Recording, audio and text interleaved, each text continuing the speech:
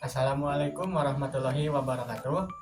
Kami dari kelompok 1 yang beranggotakan 4 orang. Saya Dika Nugraha Mukti Isma. Saya Hendrik Gunawan. Saya Amila Solihah. Saya Jessica Natalia.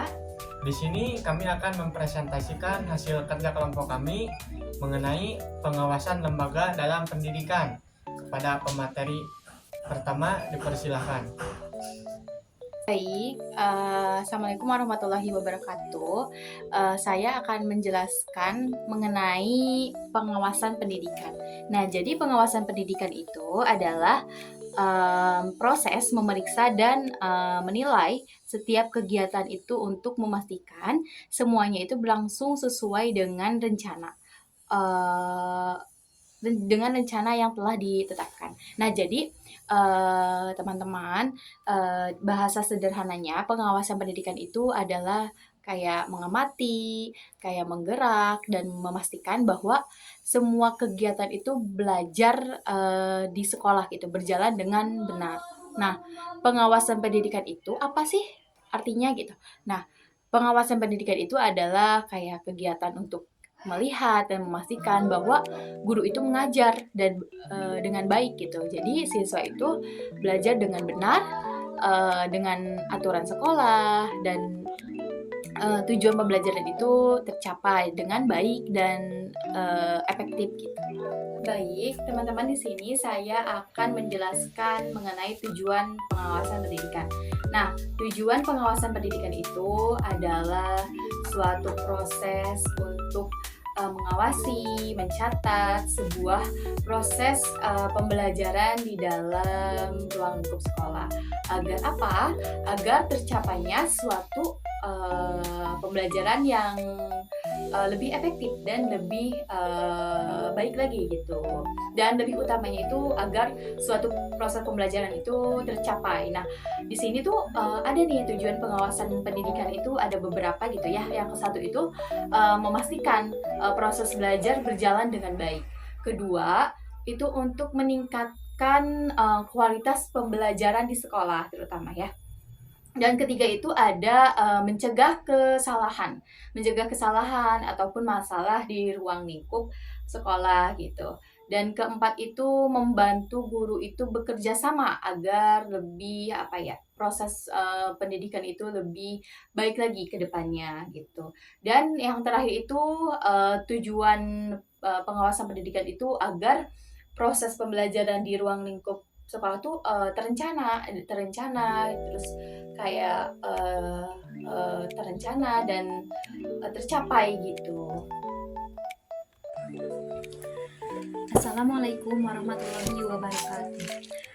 Baik, di sini saya akan melanjutkan materi selanjutnya yaitu tentang fungsi pengawasan menurut Pak Firly. Di sini ada menurut Tianji yaitu memastikan semua kegiatan sesuai rencana, menghentikan kesalahan sebelum menjadi masalah.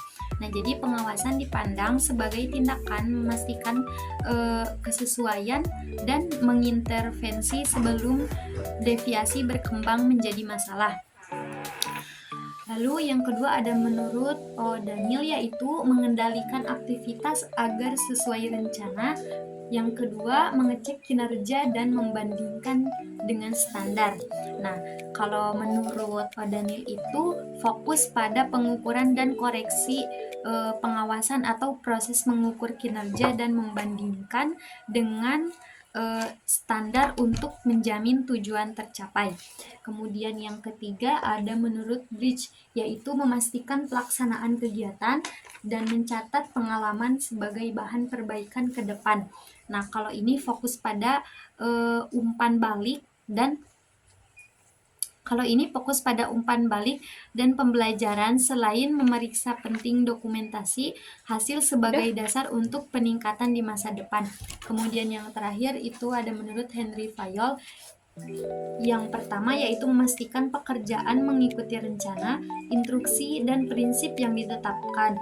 Kemudian yang kedua ada menemukan kelemahan untuk diperbaiki dan mencegah masalah berulang. Nah, kalau ini fokus pada pemeriksaan terhadap semua aspek, baik itu rencana atau tindakan. Juga prinsip untuk menemukan kelemahan untuk disesuaikan. Di sini saya akan menjelaskan mengenai proses pengawasan.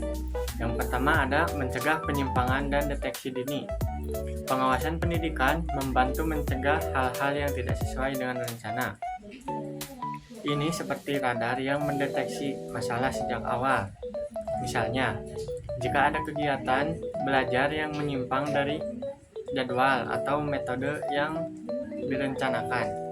Dengan begitu, masalah bisa diperbaiki secara segera sebelum menjadi lebih besar sehingga proses pendidikan tetap lancar. Nah, yang kedua ada memastikan hasil sesuai target.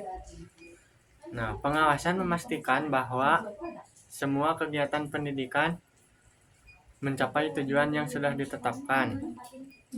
Ini melibatkan pengontrolan setiap langkah, baik dari segi kualitas maupun waktu. Nah, tujuannya agar hasil akhir seperti pencapaian siswa sesuai dengan tujuan. Nah, dan yang ketiga ada menyusun pekerjaan yang efektif dan efisien.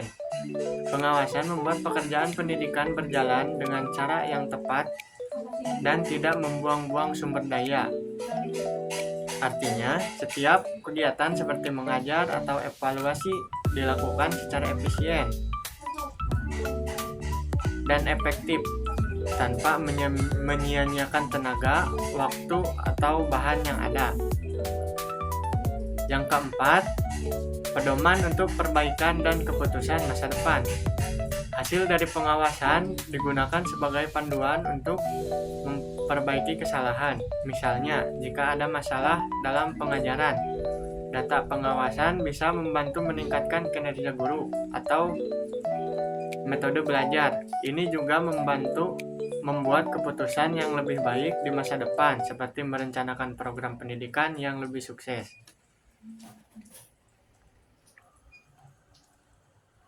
Di sini saya akan melanjutkan materi berikutnya, yaitu tentang pentingnya pengawasan di sekolah. Nah, di sini ada beberapa poin. Yang pertama itu adalah mengamati pelaksanaan. Jadi kita itu mengikuti jalannya kegiatan untuk melihat bagaimana apakah pekerjaan yang berjalan sesuai dengan rencana atau memang pekerjaan yang sudah direncanakan itu tidak sesuai. Jadi kita itu harus mengikuti berjalannya kegiatan. Nah, yang kedua itu mengambil tindakan korektif bila ada penyimpangan. Jadi kita itu mengkoreksi apabila di lapangan itu terjadi ketidaksesuaian dan juga melakukan perbaikan jika ditemukan kesalahan. Yang ketiga, mencatat pengalaman sebagai pedoman masa depan. Jadi kita itu menyimpan informasi dari proses pengawasan untuk dijadikan bahan apa? Bahan perbaikan dan pembelajaran di waktu berikutnya.